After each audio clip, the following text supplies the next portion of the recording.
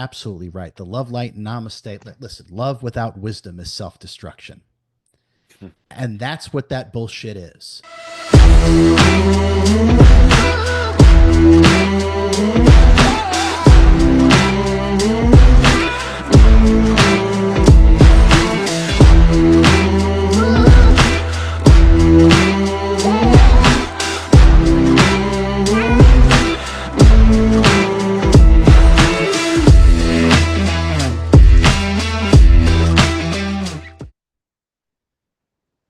Nice to see you. Nice to see you, RJ. I'm glad we got our time zone straightened out.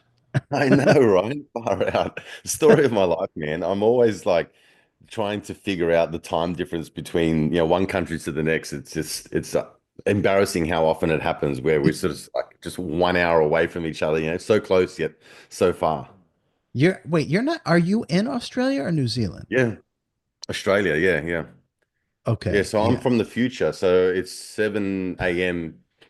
here in the morning. So I can tell you that everything works out at least for the next day and a half. Like you've got no issues to worry about. I've pretty much covered it all here. So, Good, good to know. yeah. Whereabouts are you from again? Well, I'm in Arkansas. Arkansas. Yeah, got it. Arkansas. Yeah, not from Arkansas, but I am in Arkansas. Yeah. Yeah, where are you originally from? Mars. No, Yeah, it um shows. from I was born in New York. I was Got born it. in New York. I've lived in probably 20 different places. So, Yeah, is that right? You like to get yeah, around, or is that just something that you? it's it's something that I mean, I'm older now, so my desire to, go from here to there is I think is probably over. But no, Mm, it's just more. I was just called to go here, called to go there, so I would just go and go and go, and I kind of feel like I was just meant to be in certain places, and mm. kind of like pretty much leave a mark there, raise the frequency, and then move on to some other location. Yeah, wow. Yeah, I admire people like that. I've never really, I've traveled a little bit in my life, but I've never really had the inclination to just uproot and go from one place, to the next. And I don't know, it's just one of those things. I think maybe I'm a creature of habit, or maybe I'm just scared to lift everything up and go there. But when I meet people like yourself that go, like, I've lived here and I've lived there, I'm just like, how do you do it? How do you pick yourself up and then start again and rebuild friendships and all that sort of thing? So yeah, I admire that. I think part of it, Adrian, is that I'm detached by nature. I have close friends that I've had, some since my 20s, right, Hmm. which is a long time ago now. But in general, I'm just really detached. I don't. For me to pack up and move and go somewhere isn't that difficult. It's only just more difficult now just because I'm older, and Yeah. I just don't want the hassle more than anything. I mean, everything I do is remote, and it's been Mhm. that way for a long time. So, and habits and things like that, like your comfort zone is your death. Like there's no more evolution if you're in a comfort zone. So I tend not to operate necessarily seeking comfort, but Mm. more resonance and alignment. And I I've moved so many times, and it's because of that. It's like, oh no, it just feels like I'm meant to be there, so I just go there. Um, Yeah. but I'm not going to keep doing that much longer. That's for sure. That's for sure. You're gonna rest your hat somewhere eventually. That's good. Yeah. With and I know we're going to talk about your accident and your recovery in terms of healing yourself and things like that. But I would love to get more of an insight as to what your life was like before the accident. It was because when I listen to your books and I listen to your podcast, I listen to other interviews that you've done, I can see the trajectory from the healing part to now. Um, you talk like just a minute ago, you were saying things like, I get a sense of, where I need to be. I get a calling. Was that was some of that part of you when you were growing up as a child or into adolescence, or was it sort of something that just discovered from the point of the accident, and then that's when your gifts started to arise? That's a good question. Uh, I would say much more so after. after waking up and near death, and then truly waking up, literally and figuratively. Hmm. Yeah, it was different after that. I had moved around a little bit prior to that, but it was more so like I kind of joke that when I woke up from surgery, it was kind of like RJ 2.0. Hmm. I talk about that my functionality was greatly enhanced, my capabilities, talents and abilities that I had before, but it's just like it's like they had been totally turned on. And so just being in touch and in tune with, what to do, when to do it, what to say, what not to say, who to say it to, where to go, where not to go. It just feels like so tangible to me that there's no way to misinterpret and there's no way to ignore, or deny, sort of Hmm. like these intuitive nudges that sometimes are more than a nudge. They were there before, just not as pronounced. Mm. I can look back now, Adrian, and it's pretty easy to see that the years, especially the last, I would say, like 4 years preceding, getting sick. I was my understanding now is I was about as close as you can get to being enlightened and not being enlightened, and I was totally okay with that. That was good enough. Um, Cool.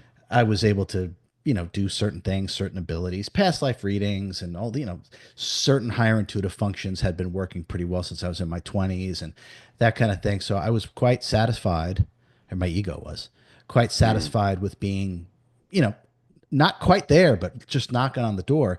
But clearly, my true self had other things in mind, and so the destruction of my body really was the destruction of the ego mind identity. There was nothing left of that character. That Mm. character's life ended. I couldn't feel my body. I couldn't move it. Everything that I was doing before, the way that I had led my life was gone. It was gone Mm. in an instant. The money that I had saved that I could was gone through medical bills. So it's like everything I was born again. That's what I talk about. I was literally free. I was free from a outside looking in. We would say that holy cow, your life is kind of over, and it's really the opposite. I really feel like my life began that Yeah. day. I finally felt like I was finally here. The real me was finally here and unencumbered. But the higher intuitive functionality and getting a sense of things was greatly increased. And even in the new book, The Law of Attention, that comes out August 8th, there's a chapter. It might even be more than a chapter, but it's a chapter on higher intuitive functionality, clairsentience, clairvoyance, claircognizance, all these kind of things. But what I've decided to do in this book, I list a lot more. There's a lot more higher intuitive functions that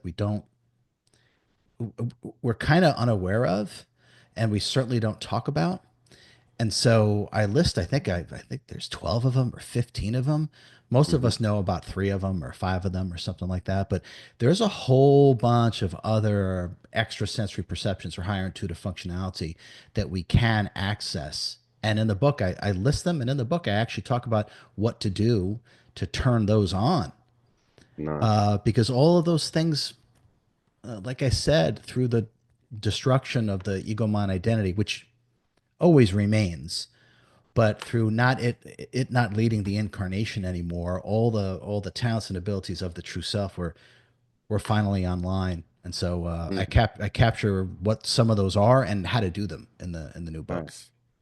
So your story is a common theme that sort of upgrade of consciousness post accident is when you speak to people with that have had near-death experiences or any sort of catastrophic moment, whether it be a death of a family member, a divorce, just some sort of cataclysm, that kind of an event that catapults them into a higher state of being.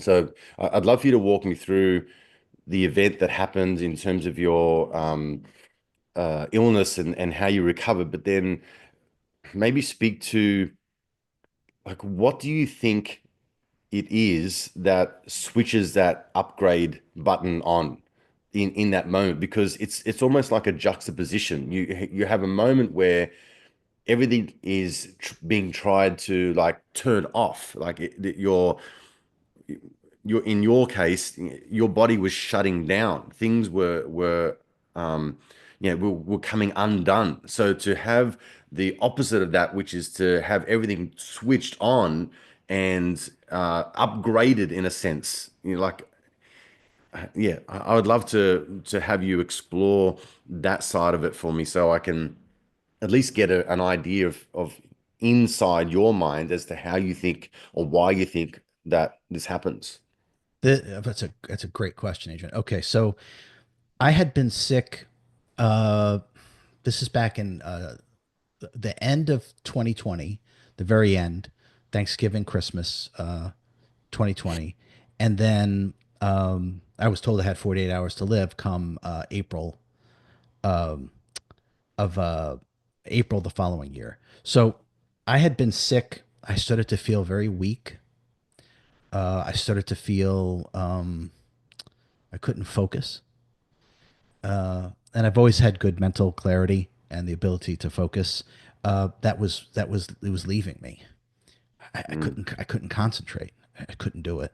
It actually got to the point where I couldn't meditate, which is for me, it's like not being able to breathe. So my body was literally, and it turned out it was because of sepsis. It was just poison everywhere. So my body was literally just starting to shut down, literally. So I remember at one point, after being sick for a few months, feeling terrible, weak, it took everything I had in me to go from the couch to the bed and just lie down. Right. So at that point, I was like, all right, I'm not a fan of Western medicine, but at this point, committed. yeah, I think I got to do something because this ain't working. So I went to the urgent care and they took some blood work and did this and that. He's like, your A1C or your blood sugar level is like 720. He's like, you're really sick. He goes, there's something wrong with your white blood cell count. And he's like, you need to go to the ER right now. It's like, you're in some kind of crisis. Right. So I was like, oh, okay. So I went to the ER, and they literally told me that I had 48 hours to live. I had severe sepsis. They actually asked if I had a will. If I didn't have a will, I should probably write one out right now. We'll do everything we can, but the sepsis is it's everywhere. It's in your bloodstream. It's everywhere. Your body is shutting down, right? So I just felt they were wrong. I did feel my body was shutting down, but I knew it wasn't the end. That's all I can say about that because the real turning point comes a couple months later. So what they did was they gave me some kind of experimental antibiotic for the sepsis. Mhm. And the short version of it is I was in the hospital for 2 weeks, and they eventually released me. They said I had type 1 diabetes, Hashimoto's autoimmune disease, but the sepsis they kind of felt the antibiotic was taking care of it, and the antibiotic was so strong, Adrian, that they had to put almost like a stent in my arm, and then I would have to administer the antibiotic into the stent. I couldn't do it directly into the vein because it was so strong. So they gave me that, and I was there for 2 weeks, and then I had to take it for another 6 weeks or 8 weeks once they discharged me.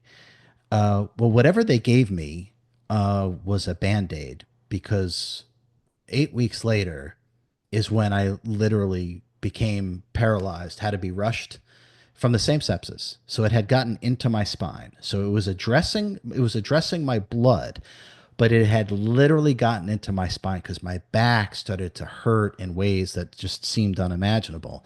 So after getting released, being told that this should take care of it, is actually when I became paralyzed from the chest down, was rushed to the emergency room to have emergency surgery to remove this infection that had literally compressed my spine, and it was gigantic. It went from pretty much T5 to T10, which is a big section of the back. But Yeah. the focus was on 7 and 8. And there's an MRI of this in that video of me unparalyzing myself. You can actually see it. It's quite pronounced what my spine looks like. I mean, it was as thin as a piece of paper. It was completely compressed, and so I had to have emergency surgery, which it was a laminectomy. So they scraped off the spine. So at that point, the sepsis was back again, and that's when I woke up from surgery. That's when I had the emergency surgery, and when I woke up, I. I mean, I woke up into authentic cosmic consciousness. I described it as I remember everything. Like in the instant that I was awake, I started telling the nurse in the ICU who came in right away. I literally started explaining to her in great detail how healing works, how to put yourself back together using the energetic templates, which are then feed into the chakra system. So I started explaining all this. And then I also started explaining how to reach enlightenment, like what self realization enlightenment actually is. And it's a process that anyone can undergo. And this is actually what you do. And I said, now I remember everything. I remember everything now. And in 100 days, this is what I'm telling her in the ICU. I tell her in 100 days, I'm going to walk out of here unassisted. I won't be paralyzed at all. And the litany of diseases that I've been diagnosed with will be completely and utterly resolved. And so she's looking at me, not like I have three heads. She's Yeah. looking at me like she can't believe what I'm saying, but at the same time, it was too specific and I was too clear for it Mm. to be like, this guy's just crazy or he's still high from the anesthesia. I was too clear. And she's looking at me and she goes, how do you know any of this? And I said, listen, the only way I can explain it is that I remember. I absolutely remember how all of this works. And so then I spent the next 10 or 12 days in the hospital. And then I got transferred to the rehab facility, which was part of the hospital. And I spent another 7 weeks or 8 weeks, something like that. So it was a little over 2 months total. Mm. And I capture all this in the first book, Supercharged Self-Healing. Yeah. I was told day 2 in the ICU that I'll never walk again. The damage to the spine is so severe that you can't overcome it. There's only 65 people that have ever been diagnosed with what they diagnosed me with. All of them are dead except one. And the one that isn't dead has no use of anything. They can't, Yeah. there's nothing that functions, right? So I told them, listen, I'm gonna heal everything. I know exactly what to do, and I'm gonna do it in exactly 100 days. On the 100th day, I will walk unassisted, and I'll show no signs of anything. Okay, Mr. Spina, that sounds good. Just lie back and relax. Mm. So the next 100 days, while in a state of grace, while in a state of cosmic consciousness, were the most grueling, agonizing moments of my life. Because I think what Wow. what has happened for people is that they just assume I woke up with God consciousness, which is true. I had to put my body back together. That was in the level of pain of a crushed spine and then a rekindling the Mm. nerve pathways all the way down from my spine, all the way down on my toes, the diseases, everything. What that took was absolutely everything that I had, everything that I had. And I mean it. That kind of focus and dedication and willingness to go through pain that is it's the kind of pain that you just start screaming. You it's so severe that doesn't stop. And I had to learn how to meditate in that state. I had to learn how to heal myself in that state. And I did. I had to remember it. But that whole process captured the send the frequency healing technique, which is what makes up the crux of supercharged self Mm. healing. So, but to go to your question about, I mean, it's obvious. And we all do this. I planned something so traumatic and so life changing that it would force me to completely awaken. And so the difference between RJ before waking up from surgery and RJ waking up from surgery was a massive upgrade. without question. And so I can explain it this way. What I call body consciousness is the identification with the body, right? And therefore the over utilization and identification with physical sensory perception. And therefore that's the data stream that creates the intellect. Okay. So that's kind of personhood. That's what the human character is. That's what I call the ego mind identity is the identification with the body, and therefore this becomes body consciousness, physical sensory perception, and then the intellect. Everything else, for the most part, is completely turned off. Completely turned off. So through the destruction of my body, I couldn't feel it. Like, from the chest up, I could, but I couldn't feel Mm. anything from the chest down. So it's like I wasn't in my body anymore. So there was no identification left with my body at all. It's kind of like the feeling you get when you finally leave your body, but I was still here and I was still in my body because I've been leaving my body since I was a kid.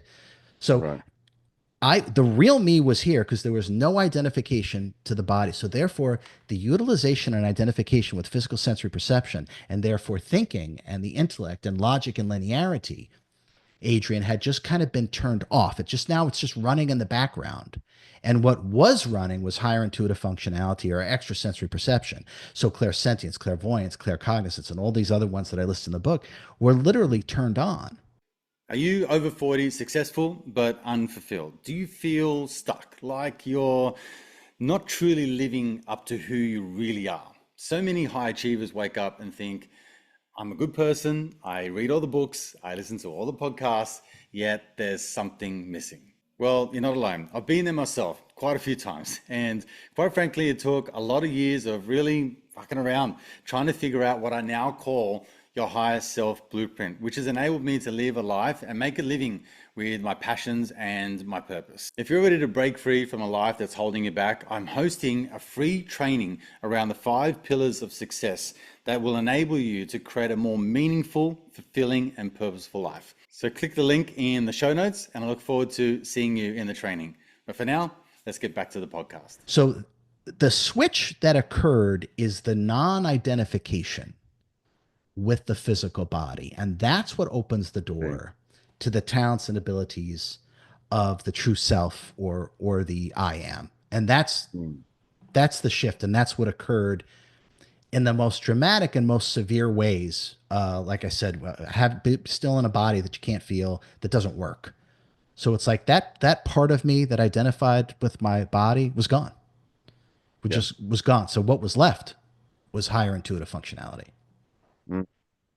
And I guess a large part of your teaching, from what I can understand, is you're trying to prevent people from going through some near-death experience in order to tap into that. Yeah, like it's it's like, yeah, do we all have to be paralyzed before we can get this upgrade, or do we yeah, can we get this a lot sooner with a lot less hassle? That I think that's a uh, that's definitely something enlightening, or something that I need to push towards, because I think it's it's so, I think, sleek and sexy and easy to fall into that ego mind, and just being connected to your sensory perceptions, your body, and just everything that's going on in the world, and all the stuff that's connecting with the to-do list that you have in your mind, and you detach from anything else outside of that. And then even if it does come into your consciousness in some way, it's almost played down like a just a smaller event, or something that I don't need to listen to at the moment. I can afford to ignore it until such time where the universe decides to hand you a nice little backslap in order to get you to wake up to all the nudges that it's been giving you. Does it make sense? Yeah, completely. So the hierarchy of importance switches completely. And oftentimes, just like you said, it takes something traumatic, a near-death experience, uh, getting struck by lightning, or something really dramatic to completely rearrange the hierarchy of importance. So Mm. from what happens instantaneously, because I couldn't feel my body, so it's almost like it wasn't there. So anything associated with body consciousness and body consciousness, the things that you see, the things that you touch, the things that you smell, the things that you chase after that we all do, they were just gone. I just had no my state of being became the single most important element of my life. My state of being, beingness, right? Because I said that I told everyone I'm gonna put my body back together, and even if I don't, I'm at peace with everything. Wow. So it's Wow. the at peace with everything. So that's really what it's about. And the ego mind can't hold those two seemingly contrarian ideas at the same time, because for the ego mind, it's this or it's that. It's right or it's Mm, wrong. It's good or it's bad. The true self is everything. It's got space for everything. So it can hold many different truths simultaneously at the same time. So I really was truly at peace, as I am now.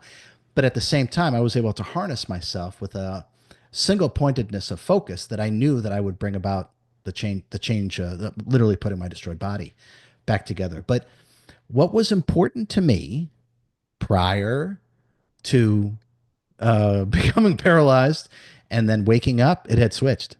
The hierarchy of it was gone.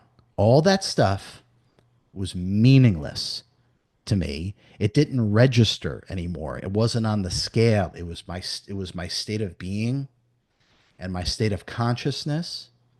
And the only thing I was really interested in was marinating mm, in that and bringing out more of that. And when I say bringing out more of that in terms of my which we all have, in terms of my talents and abilities as a creator, to literally put my body back, I didn't care about anything else. It was of no interest. And dare I say, one of the smartest things I did was I had my partner at the time, because my friends and family were like, RJ, are you okay? Like, what is going on? Like, mm, so I knew that for me to put myself back together was going to take a true Herculean effort. And Hercules is an incarnation of Master R, by the way. It would take a true Herculean effort. Everything I had to put myself back together. So I couldn't be distracted by anyone, even people well meaning who loved me, who wanted to know what was going on. I told my partner, tell everybody, and coming from me, it wouldn't be that unusual. Tell everybody, don't email, don't call, don't text, leave me alone. And when I'm ready, I'll contact you all, because what I have to do, I have to focus in ways that I haven't had to focus in this life in order to turn things around. So I had no interest anymore. The hierarchy of importance had flipped. And there really was, I was at peace, and all I was doing was working with myself, using the healing technique that's in that book. And mm. I didn't feel like I was missing out on anything. It was just the opposite. I was full, complete, in a state of joy, totally happy while in agony. Yeah, that's While, incredible. while in total agony. So yeah, it's a switch. It's a switching of hierarchy importance, Adrian. The Mm, body consciousness and what's out there, gone. All the focus was within and what can be brought out. mm.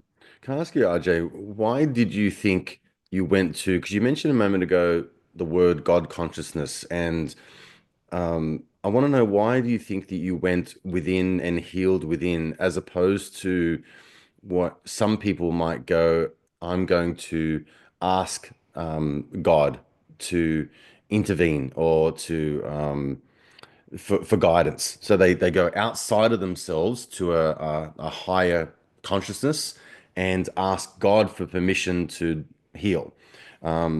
Whereas you seem to have gone internally, and you use the words God consciousness in order to heal yourself from within. Can you explain to me, why do you think you went that way, as opposed to going to church every week and dedicating yourself to Jesus, or whatever religion, so to speak?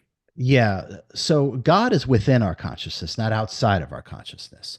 So that was a tangible knowingness. So there is no outsourcing. That is a delusion, which just creates disempowerment. That doesn't actually work. Metaphysically, that doesn't actually work. So there is nothing outside of your consciousness. Everything is within your consciousness. And so this was a tangible knowingness. And some of these things I tangibly knew even before the destruction of my body, but it wasn't so clear until everything had been destroyed. So no, there was no reaching out. There's no outsourcing. We are a fractal of God. I mean, literally. So we are whole and complete as we are. There is nothing outside of your consciousness. There's nothing to reach out for. And so when we start to realize the master within, we don't ask for permission. It's not required. By us existing, we have permission to be an unlimited immortal creator being, which is exactly what we are, being a fractal of God. So this was tangible to me. So this was not about outsourcing. This was not about disempowering myself through beliefs. This was not asking for some kind of special dispensation. I knew God is within my consciousness, and like I said, it was about me bringing that out, and that is literally what occurred. This remembering. It Mm, wasn't a download. It wasn't, I was given. That's not accurate. This was what had my focus had been on body consciousness. And when that was gone, the focus was now within the self and the I am. And that's where all our love and wisdom is.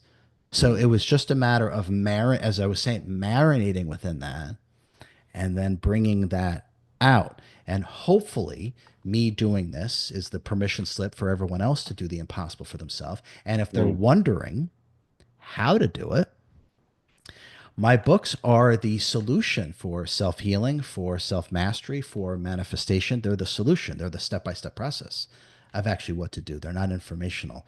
There's no need, my friend, to outsource anything. We are whole and complete as we are. We are a divine fractal of God, and God is within your consciousness. It's just a matter of how much of that you're going to recognize and then utilize. that's powerful. So how do you break free from the limitations or the I guess the illusion of limitations? There's a people would listen to this and they would say, well, that's fine for you, but for me, you don't understand my life. They might say that you have the gift of these techniques and healing modalities, and you've written books, and so like they, I guess, put you on a pedestal to say that you're different from me, not realizing that we are both human, and we're both on this earth. Like we there's really very subtle differences apart from DNA strands and looks and hair and all those sorts of things, right? So how do you break that illusion of limitation? That seems to be something that almost plagues 99% of the planet.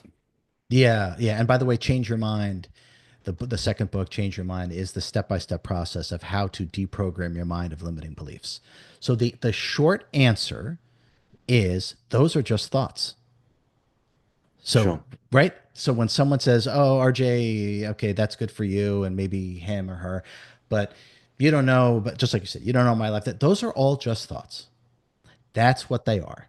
So all thoughts are in context to a belief, a concept, an ideology. So all thoughts are always in context to something, right? Now, none of those are what we actually are. They're all temporary energetic placeholders, is what I call them. And all Hmm. thoughts are equal in weightlessness.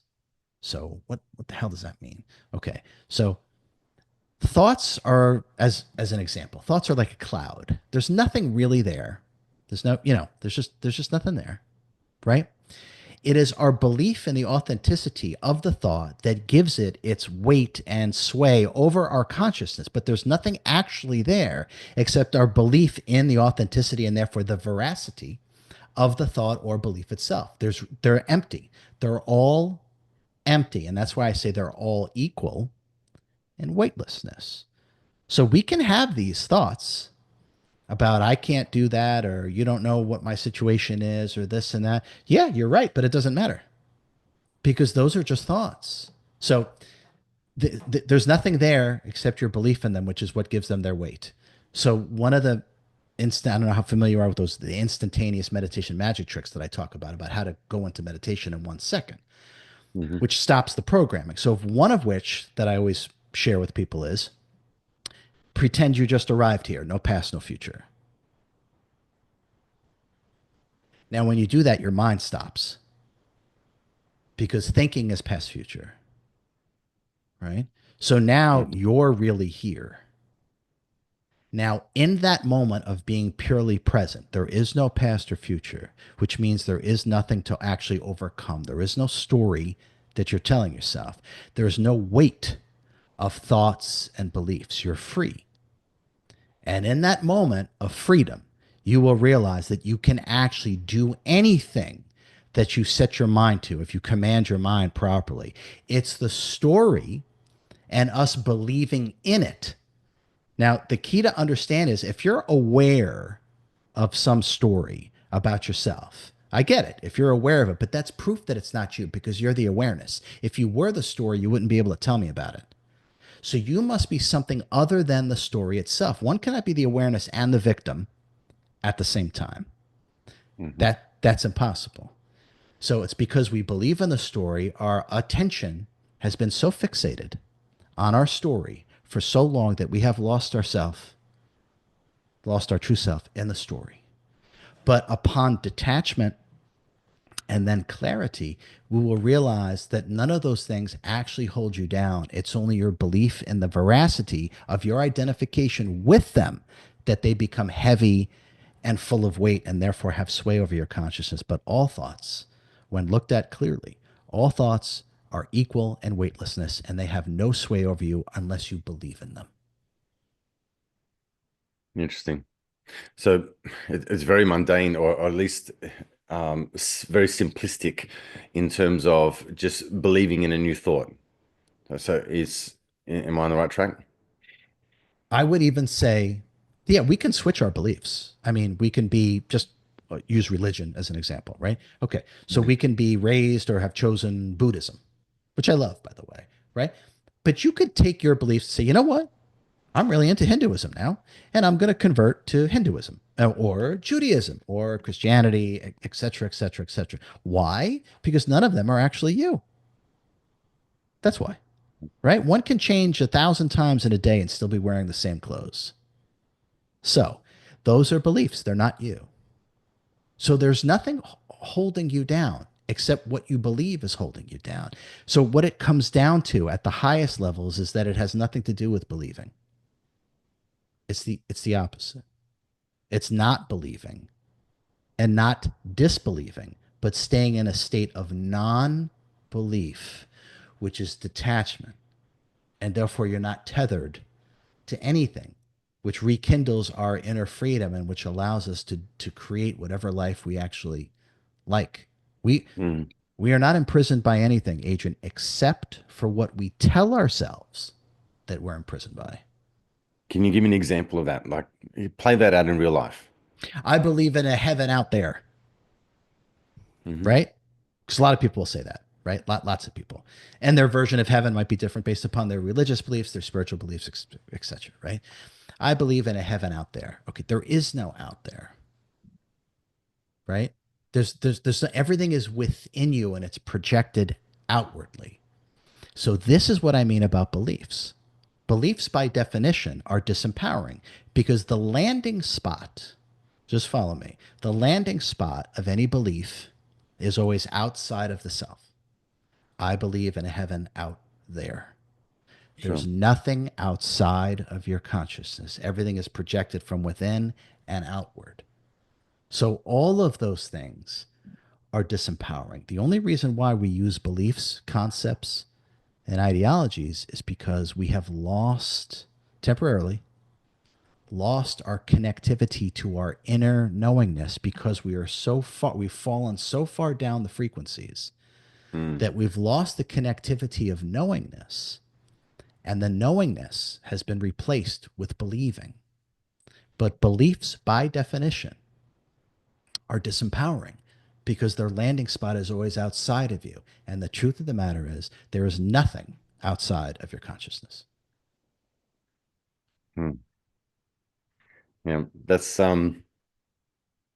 it's profound. I think there's when you start to think about how your life is projected forward, you start to then recount all of the things that you've borrowed, the beliefs that you've borrowed from society, from your parents, from events, that could shape your life to help you, or in at least encourage you to think and act and feel a different way about someone, something, a religion, a particular place, event, whatever it may be. So, how would you help people discover what would be a way for people to discover how to challenge those belief systems? Because I think being aware of a particular pattern, behavior, belief system that is maybe holding me back or creating a limitation or at least a perceived limitation in my life at the moment, whether that be a relationship, a job, money, business, call it whatever you want, health.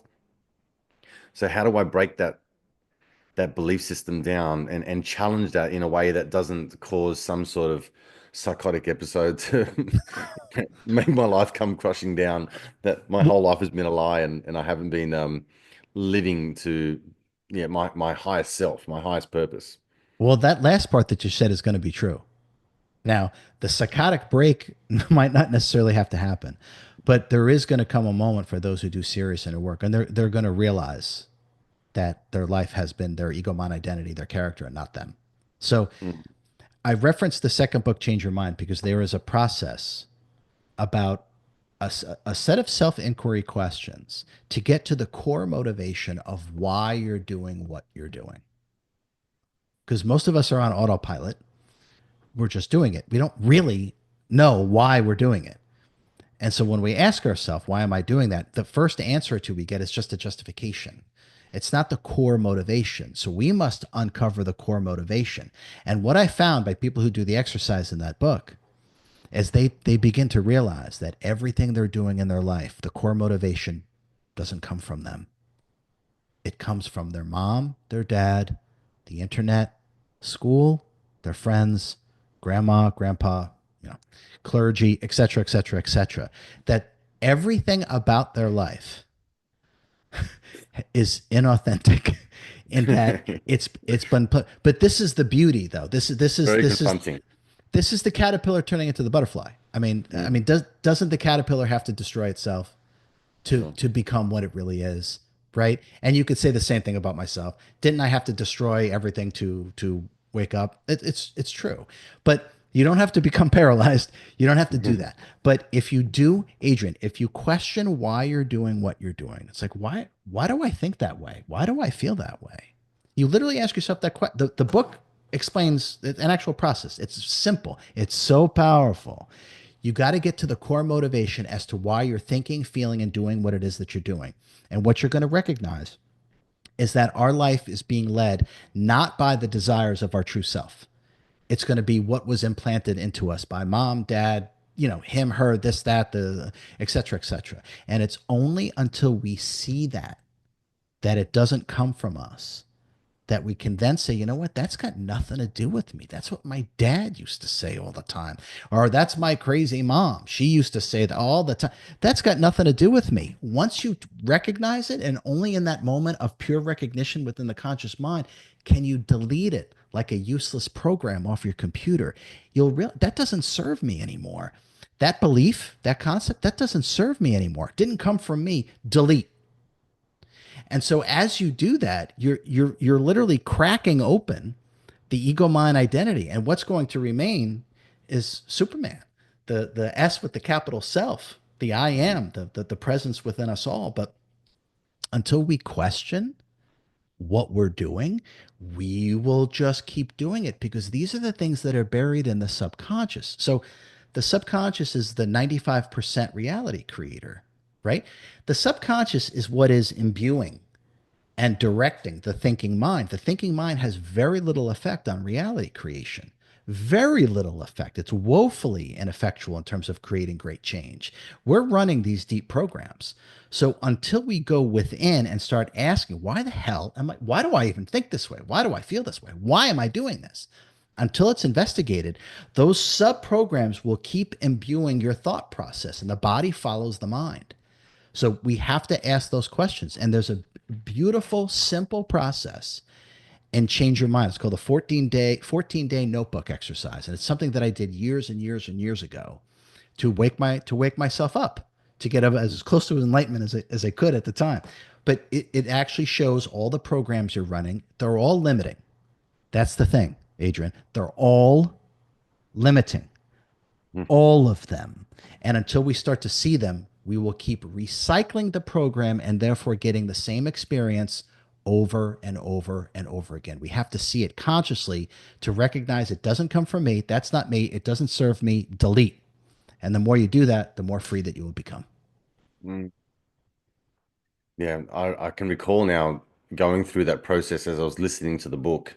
And it was just interesting that a lot of the time, what seemed to arise once I sort of scratched the surface and got beneath to the core reasons as to why I was doing or thinking or feeling a certain way, it was typically a need that wasn't met from when I was a child.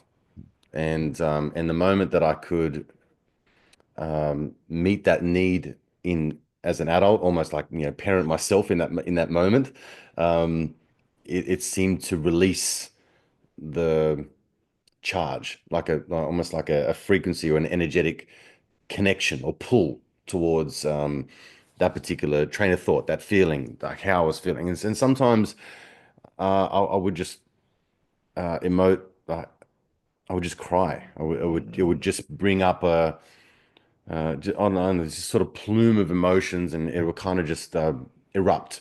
And I have a little cry, and then release, and then I just feel, I don't know, calm, peace, The relaxed. record, yeah, well, you did the work, and that's why. So, but the interesting thing to me, I'm out of my mind. But the interesting thing to me is that you said you can trace most of it back to, what we don't get. Well, all parents fuck up their children. It's just, Yeah. do they do it uniquely, or do they? Okay, so they all do it, and God bless them. They're all trying their best. So you understand? Okay, so but what you said, I think, is very, very interesting and also very true. Okay, so as a child, we keep outsourcing everything to get everything from mom, dad, brother, sister, society, right?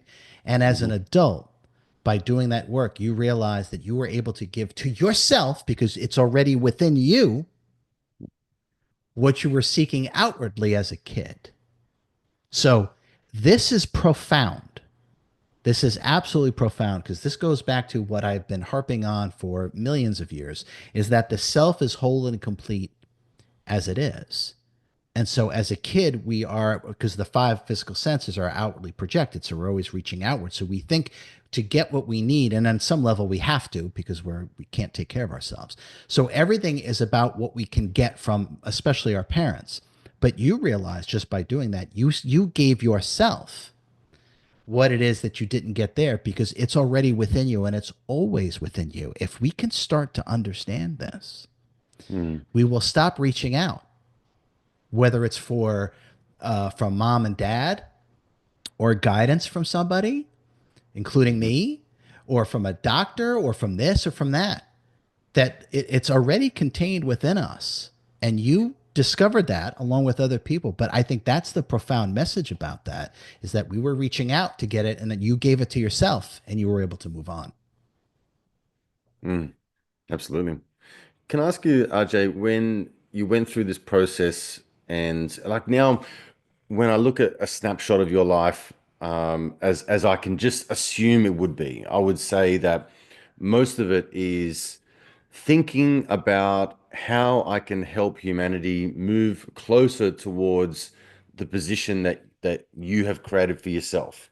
Um, you would do that through your books, through your webinars, through your courses, through events, through one-on-one coaching and healing modalities and sharing your message, right? So, in a sense, you have gone through that process of your body breaking down, upgrading your human consciousness, but you've also integrated it back into Mm. life in a practical sense. So you haven't put on a white robe uh, got a walking cane and sat on a mountain and you know, lived off fresh air for the rest of your days and just detach yourself from humanity. You've actually brought yourself closer to humanity and Mm. implemented and integrated all of your life lessons into a way that you can have an impact and have purpose and have meaning. And I think a lot of people that would listen to this podcast would be in a state of,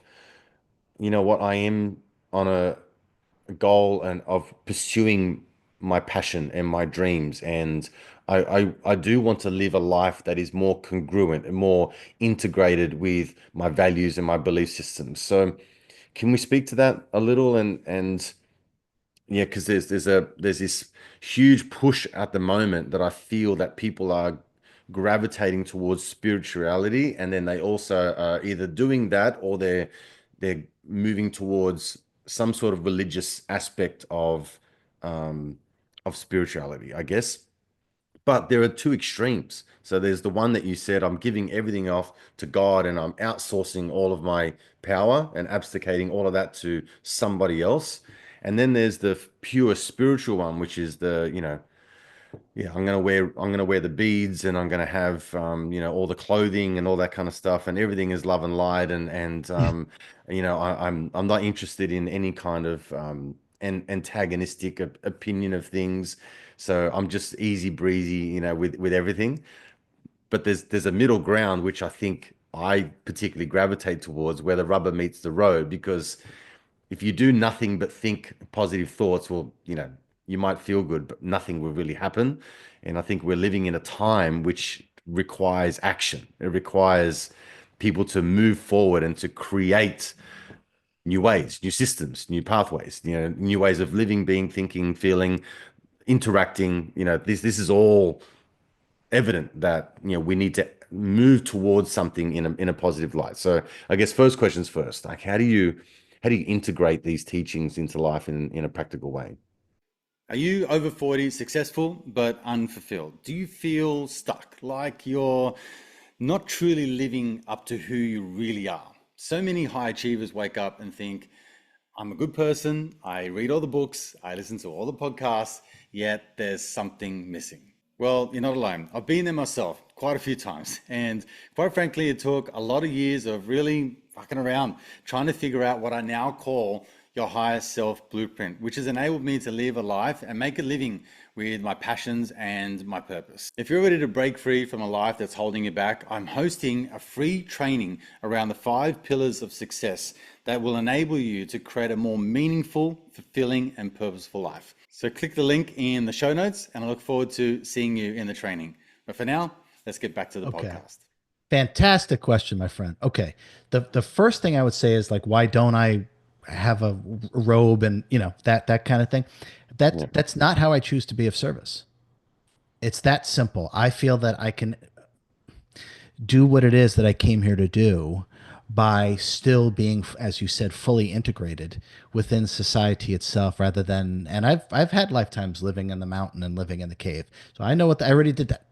So I can be of best service by, being the guy that does interviews on YouTube and writing books and doing classes and workshops. So I can be of higher service by being integrated within society rather than removing myself from society. If I felt I would do better for humanity by removing myself from society, I would have done it already Mm. without question. So I feel I can serve at the highest levels by doing what it is that I'm doing, which is why I choose to do it.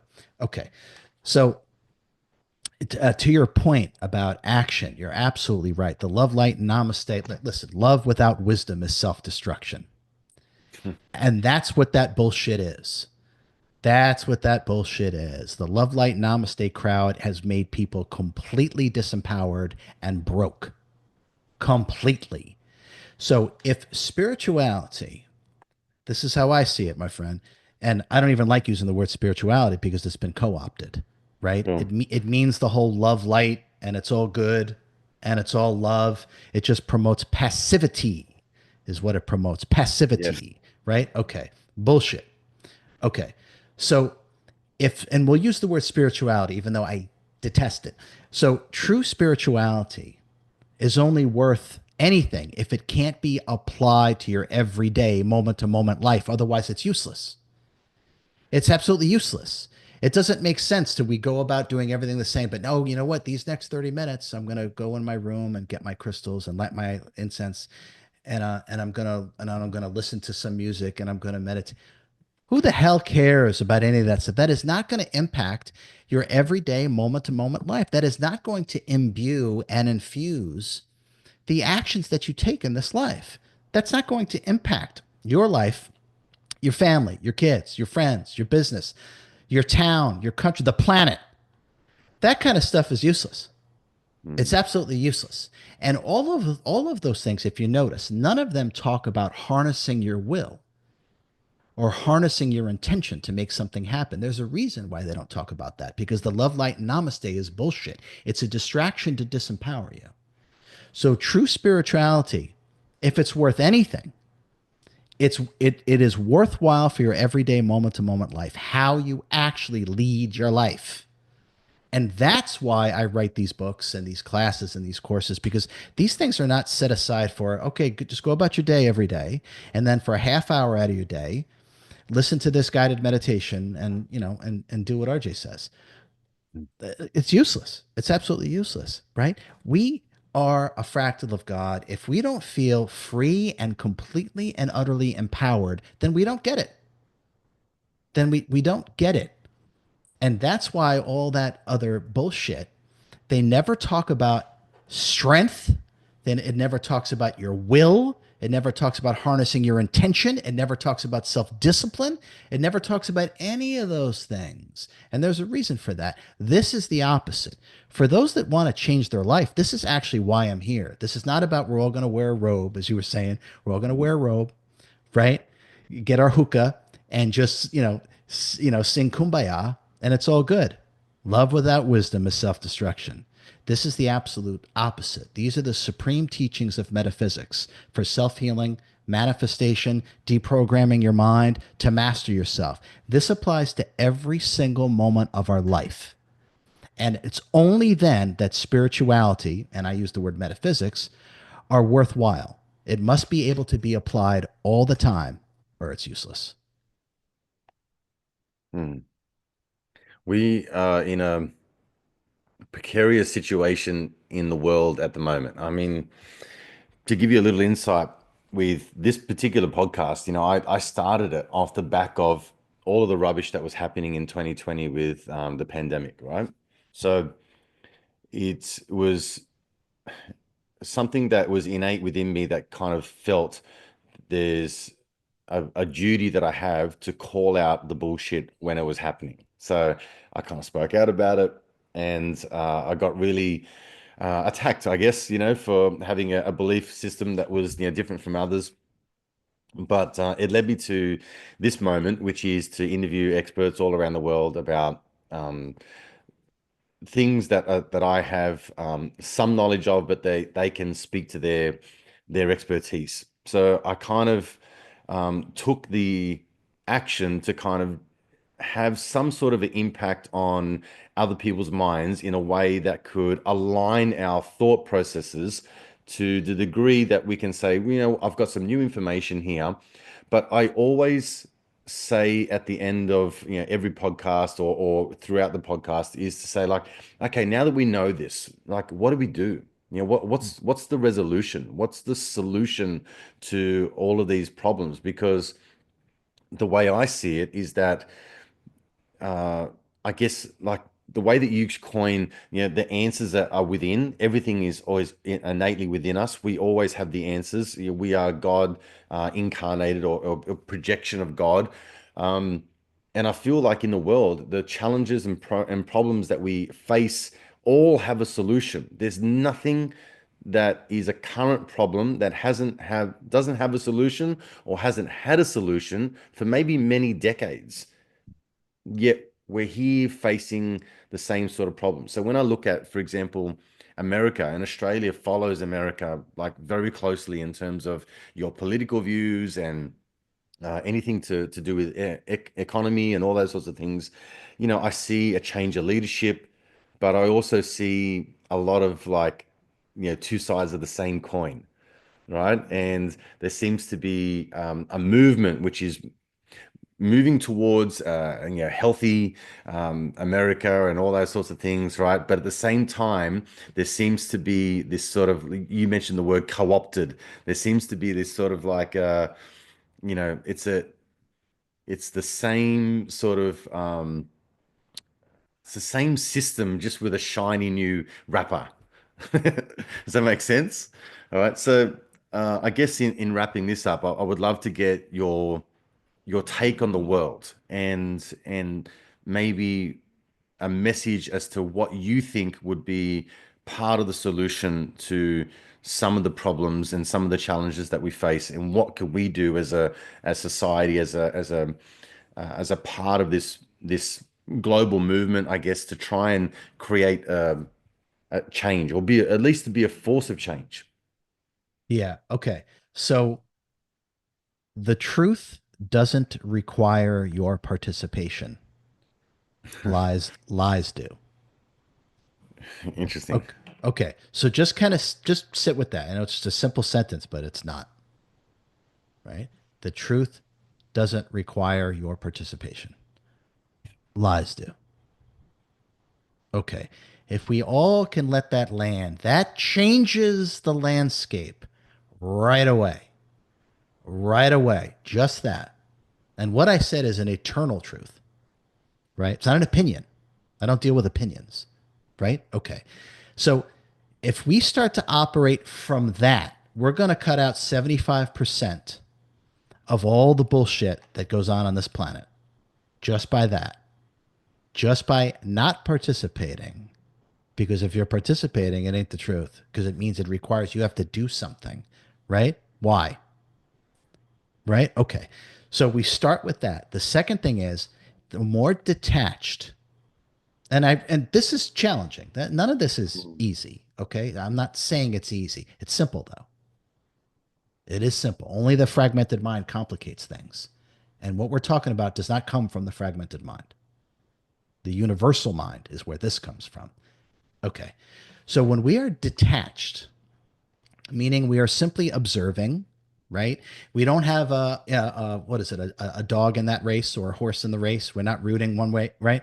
So we're just detached, right? Kind of like when you watch a boring movie, you kind of like, I don't really give a shit what happens in this movie. I'm not into it. So I don't really care. So I could just kind of sit back and just, okay.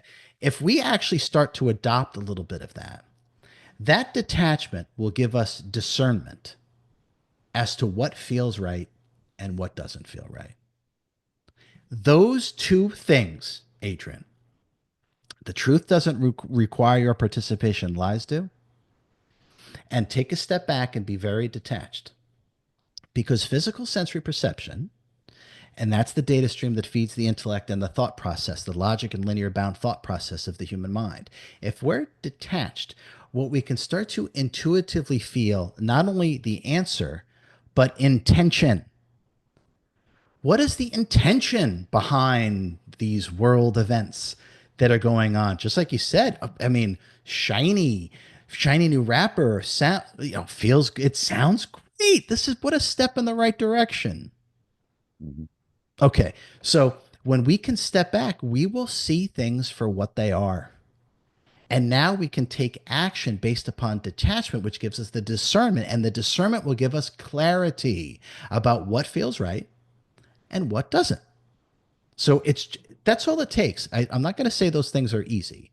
I'm not. I'm going to say they're that simple though, right? The truth doesn't require your participation, lies do. So that's number one. If you got to do a whole bunch of stuff, I would question that. I would question that. And then number two, just detach from the whole thing. Don't have a vested interest. Either way, don't root for one party. Don't have a savior complex either. By the way, I have to save anyone. I have to. No, you don't. You're just here to wake up and to realize yourself. Self-realization, to realize yourself. Those two things will take humanity on a completely different course. Just those two things. All the inner knowingness. When you're present and you're detached, the inner guidance system is on. It's on.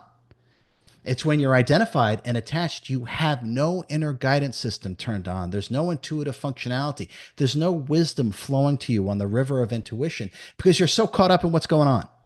And then you don't know what to do because the intuitive functionality is turned off. So those two things will completely redirect the course that humanity has taken. And you're absolutely right about two sides to the same coin. It's always to divide and conquer from within. It's always for us to argue with each other. And it's always for us to make it about Democrat or Republican or country versus country or president versus king or this. It's always about that. It is always about us dividing ourselves while those pulling the strings are never seen and they're always in the background. That's That's how they keep doing this over and over again. But by being detached, you won't fall for it. You won't fall for it because this is what is going on is a war, and it's a war that's been going on for a while, but it's a war that's played with consciousness. It would be too obvious if there were soldiers and whatever marching everywhere. That's too obvious. So as we advance our consciousness and we deal with certain entities and beings that are more advanced than human beings, they don't war like that. They don't war like that. They know how to manipulate the mind. And that's what Mm. we have here. We have a manipulation of the mind. What's implanted in your mind? Subliminal programming, putting things out there, right? So that we see it over and over again. So we become anesthetized to it and we just expect it, which all is part of the love, light, and namaste thing about being passive. It all ties together. The whole thing ties together. So detached gives you discernment, gives you clarity, and watch what you're asked to participate in. That's all we have to do. Those two things, we will completely turn around the ship, and the ship will get turned around faster than people could possibly imagine if we implemented those two things. Well, that's interesting. I'll have to sit on that one for a little bit. Yeah, there's a large part of me that wants to wrestle and grapple and fight, and yeah, and so I guess there's a fair bit of that that I'll need to kind of sit with. But anyway, That, RJ, by the way, Adrian, that's what yeah, they want you to do. yeah, sure. I just want to make that clear. They want you to get involved in that way. They want you because now they got you. See, Mm. the only way to win is not to play. Yeah, I get that. I guess that, when you have a situation that is on your doorstep, like that's how do you how do you tackle it then? When you've got um, someone like, for example, government's trying to enforce a particular way that you can function in society. I mean, yeah, sure, you can not play in that scenario. Um, Although it is, a little difficult to kind of get around in the way that you are used to, right? And if by not playing, are you getting what you tolerate? Does that make Well, sense? whatever, perfect sense. Whatever you accept, you deserve. Sure. Okay. Now, Where does the just fight come in? yeah. So in that circumstance, let's just look at that circumstance. A government, an authoritarian government, wants to impose the way that they want you to live or not live, right? Mhm. They want to Yeah. impose it. Oh, okay. And we got that going on right now. Okay. So if everyone doesn't comply, what are they going to do? Yeah. They're going to Dissolve. put everyone in jail. Mm. This is this is what I mean. The answers are always simple. People talk about taxes in America, which is ridiculous, and other countries, ridiculous. It's like, oh, we got to get rid of this. Hope Trump does this. Listen, if we all stop paying taxes, it's over. How about that? How about some unity? We just stop. Everyone stops en masse. What happens? They're gone. What are they going to? How are they going to enforce it? How do they enforce that? If we, this is what I mean. We have all the power. We've always had all the power. They are praying and manipulating that we don't realize this. That's why all this song and dance is for.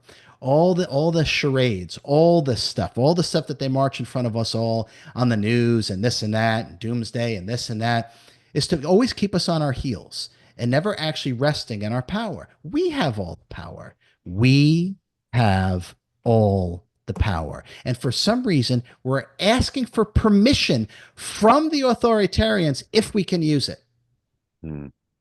It's Makes no sense. backwards. It's backwards, my friend. When we decide, hey, you know what? Done with this bullshit, whatever this bullshit is. Everybody, are we in agreement? Yes. That will end the day that we all say we're in agreement because they can't enforce it. End of story. End of story. Right? This is how you do it. We have to do it together. And this is part of why, like you said, you just decided to do a podcast. You decided to do these things so we could have some kind of unifying thought process. Exactly. That's what I'm talking about. I'm in complete and utter agreement. But there are ways to do this to be successful. I know what it takes to be successful at anything, and I don't care what it is. It doesn't matter what it is. But this is how we do it as a collective. We have the power, we exercise it. Not can I ask the people trying to hold me down if I can use my power? Which is what we're doing. We keep asking officials if it's okay. Stop. Stop outsourcing your power and command it the way that you were intended to. The fact that it's your birthright, use it. And then this planet will change overnight. Mm. Amen. Ajay, I've really enjoyed this conversation. It's been great. I was Likewise. really excited about it leading up to it. I know it's been a long time coming, so I appreciate you. I'm looking forward to your new book. I've listened to your first two, so I'm keen to get this new one coming out. For those that are interested in you and wanting to know more about you, where's the best place to find you? Ascend the frequency. It's a long URL. Mm. Ascendthefrequencies.com is the website. There's classes and courses that I'm always teaching. I have a vast library of too many courses and meditations to actually try to relay at this point. But when someone wants to take a class or take a course or get a meditation, go to the website. And once you purchase something, it gives you entree into this entire vault of knowledge that's almost incomprehensible. And then you can start to avail yourself of certain things. But the website is ascendthefrequencies.com. The new book is The Law of Attention. In fact, new book is right here. Yeah, And nice. the subtitle is The Secret Enlightened Metaphysics for Powerful Reality Creation, Money Manifestation, and Higher Intuitive Functionality, including conversations with God, spells by Merlin, poems by Shakespeare, and teachings by Saint Germain. Mm. So there's never been a book like this one, and I hope everyone avails themselves of it because it will completely and utterly change their life. Awesome. I'll chuck that all in the show notes so people can come and have a look at your work. I highly recommend they do. I really love your books, mate, and I actually love more so that you are reading them too, because now that I'm talking to you, it's just like listening to your voice again in the books and things like that. So I think that's a real credit to you. So yeah, once again, I appreciate you. Thank you for this conversation, and I hope we can circle back sometime soon and do it all again. Okay? That sounds good. It was a pleasure. I'm glad we finally got to connect. So it was a lot Yeah. of fun. Thanks, Adrian. My pleasure. Okay. Have a great day. You too. You too. Take care.